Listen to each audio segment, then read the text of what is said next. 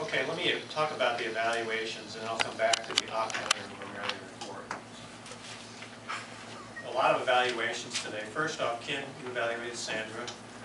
You were very specific with your praise, which is very good, and you reviewed each question, so you're obviously very thorough.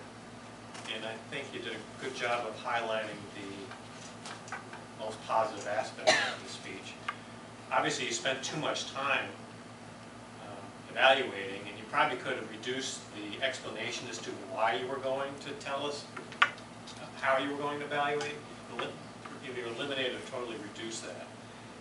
And as far as you had two specific objections, and I think you fairly classified one as Toastmasters, and you classified your personal opinion, which you probably should have kept out because you're commenting on the style and the delivery and not the content. But you did, in all fairness, say this is my personal opinion about how you wanted to hear more about ourselves. So it was overall a good evaluation. Swarna, you told us the objective of the speech, which was very good, reminding the audience, especially the guest, about the purpose of this. And I think you did a good job in identifying the improvements. Narrow the focus, too much content there.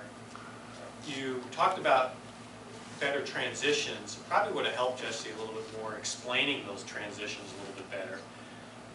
Segues between one part and the next, and maybe offer an example. But you did an excellent job of ending the whole evaluation, using the theme of her speech. So I think you did a very good job with that evaluation. Kay, you had an excellent evaluation as well. You told us the objective, which is especially important with number 10. You obviously listened very carefully to George. You quoted him several times, and I think you did an excellent job picking up on the positive aspects of his speech and recommending specific improvements, body movement, and showing enthusiasm more at the beginning rather than halfway or three-quarters in it. So you did a very good job of evaluating George as well, and you ended on a positive note, which is always good, even for George, who's on his 10th speech. He did his 10th speech, which is really good.